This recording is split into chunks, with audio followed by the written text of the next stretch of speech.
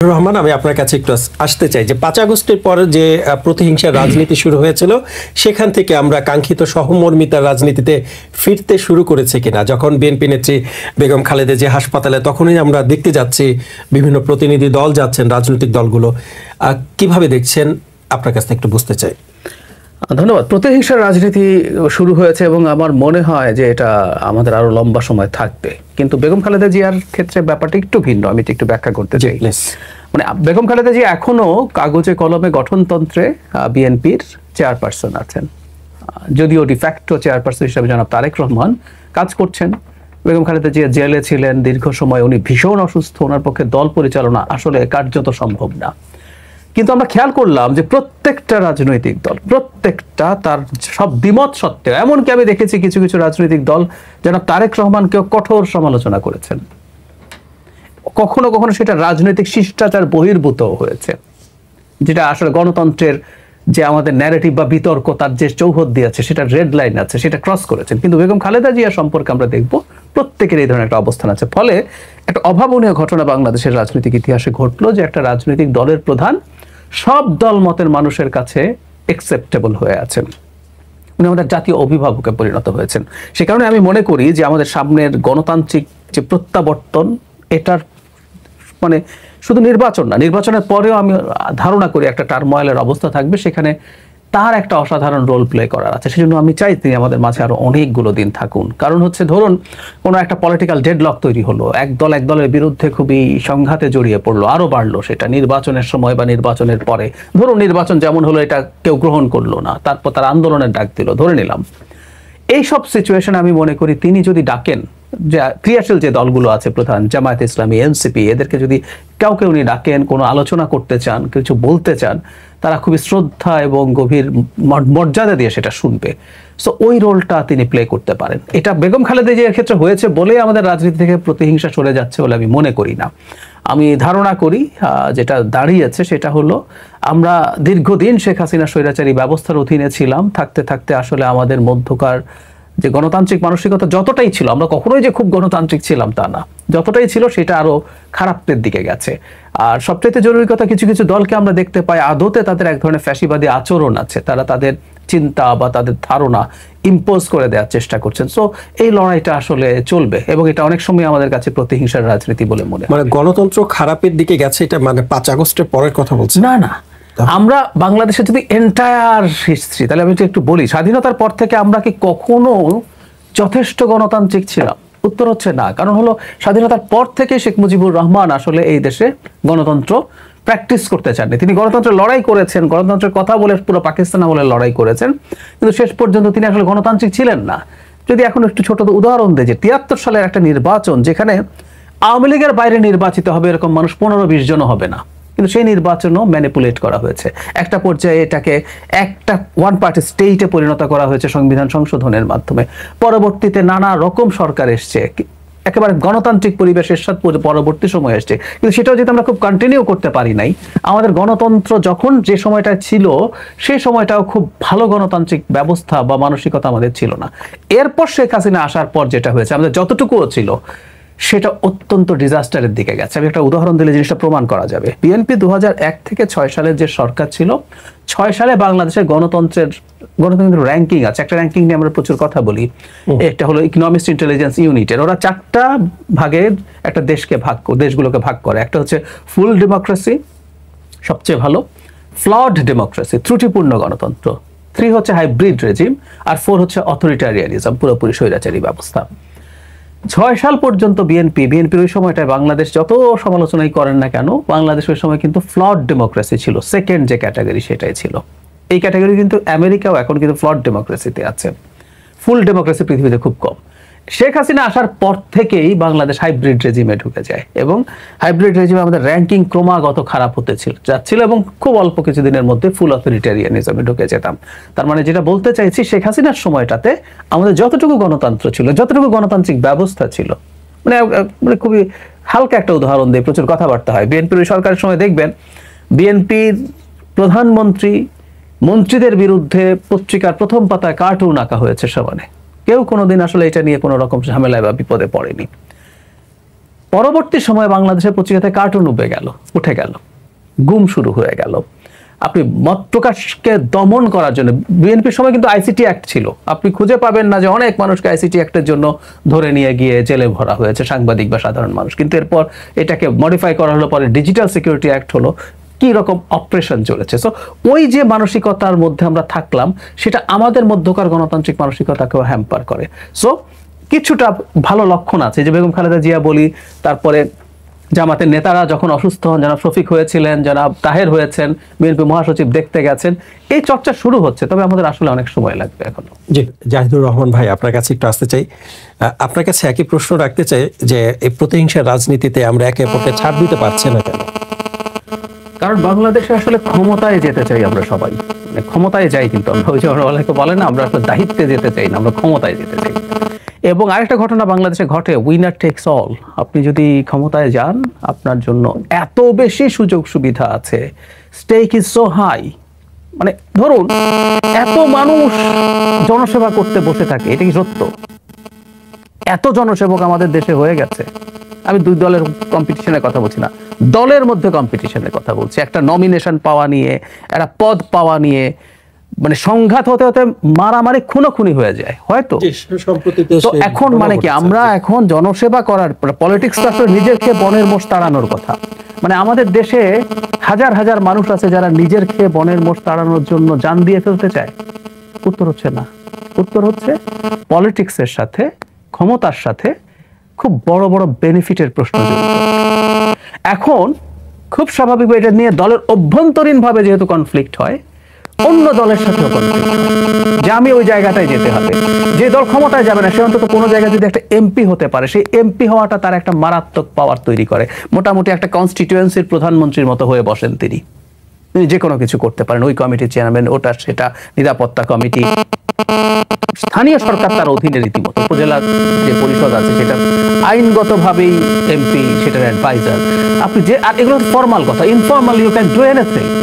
So যখন ক্ষমতায় যাওয়া না যাওয়ার মধ্যে অকল্পনীয় পার্থক্য হয়ে যায়, তখন খুব স্বাভাবিকভাবেই এই প্রতিহিংসা, আমি যে কোনো ভাবে ওকে শেষ করতে চাই, ধ্বংস করতে চাই।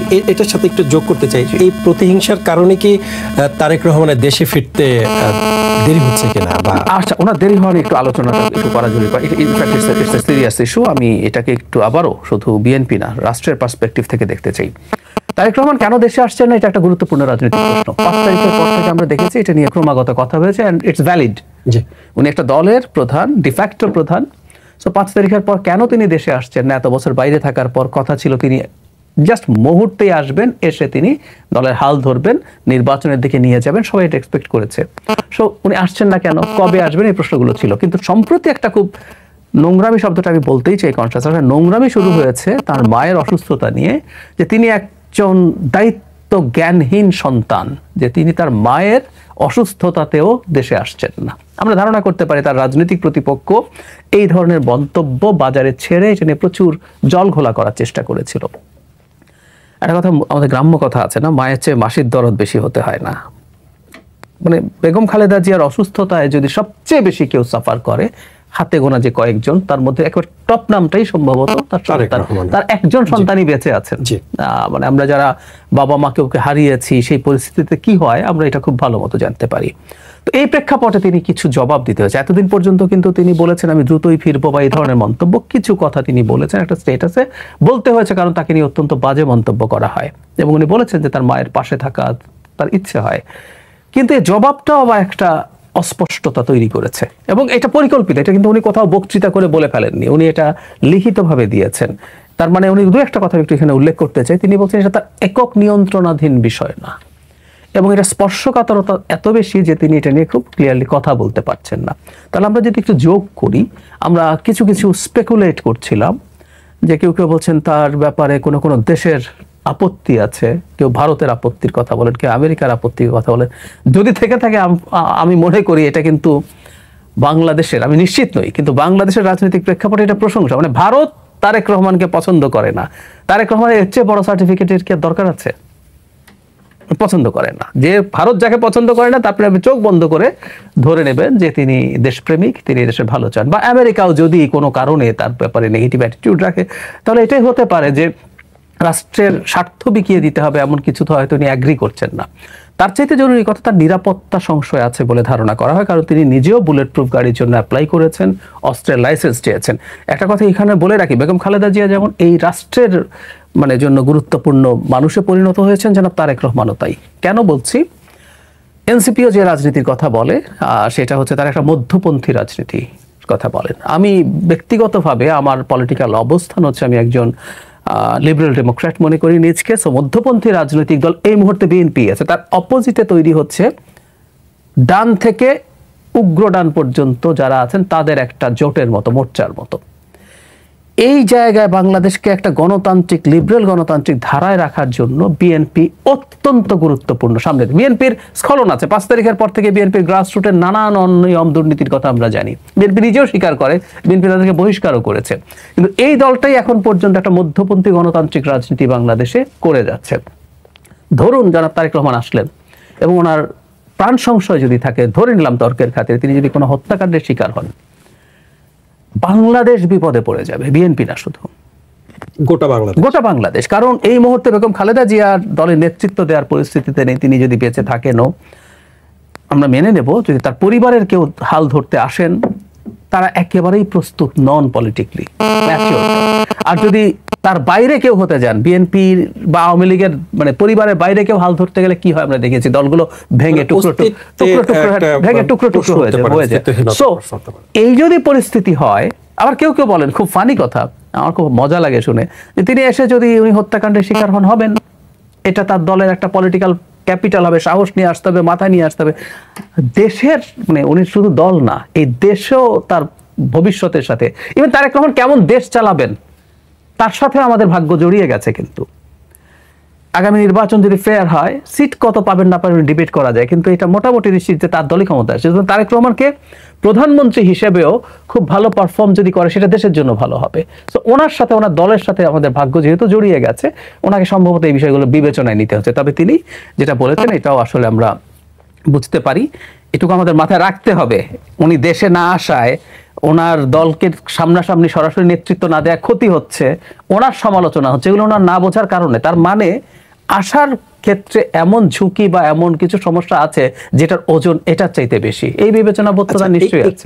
একটু ছোট করে আপনার কাছ থেকে আরেকটু জানতে চাই, প্রধান উপদেষ্টা প্রেস সচিব শফিকুল আলম তিনি তো বলেছেন যে কোনো আপত্তি বা বিধিনিষেধ নেই, সরকারের পক্ষ থেকে এমন একটা স্টেটমেন্ট দেওয়া হয়েছে।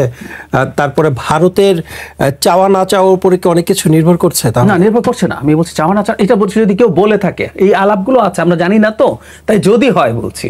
কিন্তু ওনার যদি জীবনের ঝুঁকির কথা বলে, আচ্ছা উনি যদি দেশে ফেরেন, উনি একটা দলের প্রধান, উনি কি সিকিউরিটি পাবেন একটা দলের প্রধান হিসেবে?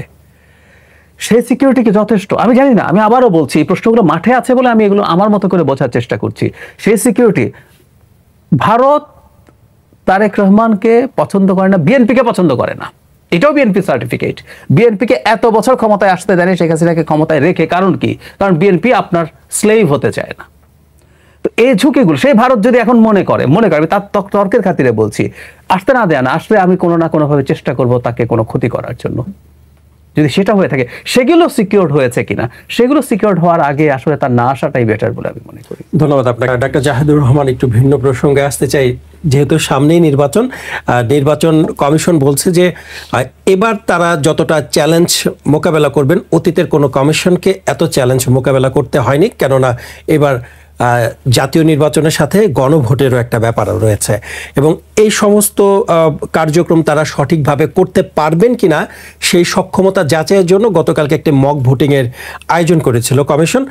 সেখানে আমরা দেখেছি যে যারা ভোটার মক ভোটিংয়ে অংশ নিয়েছেন, যেসব ভোটাররা, তারা অনেকে গণভোট সম্পর্কে বুঝছেন না, কেউ পড়ছেন না, কেউ সময় নেই বলে অনেকে পড়ছেন না বা বুঝতে পারছেন না, অনেকে আবার দেখা যায় যে দলের সমর্থন অনুযায়ী হ্যাঁ বা না দিয়ে দিচ্ছে। আবার এইদিকে আবার জাল ভোটেরও ঘটনা ঘটেছে। একটু জানতে চাই যে যখন এই ইভেন্ট সত্যিকারের ইভেন্ট যখন আমাদের সামনে চলে আসবেন, তখন কি কমিশন পারবে এই চ্যালেঞ্জ মোকাবেলা করতে? চ্যালেঞ্জ শুধু গণভোটের কারণে হয়েছে তা না, ধরে নিলাম গণভোট হচ্ছে না, তারপরে এই নির্বাচন সবচেয়ে বেশি চ্যালেঞ্জিং হতো বলে আমি মনে করি। কেন? সত্যিকার নির্বাচন মানে হাসিনার এর চেয়ে বেশি চ্যালেঞ্জ মানে নুরুল হুদা কমিশনে ছিল যে রাতের ভোট টোট দিয়েছে সেটা।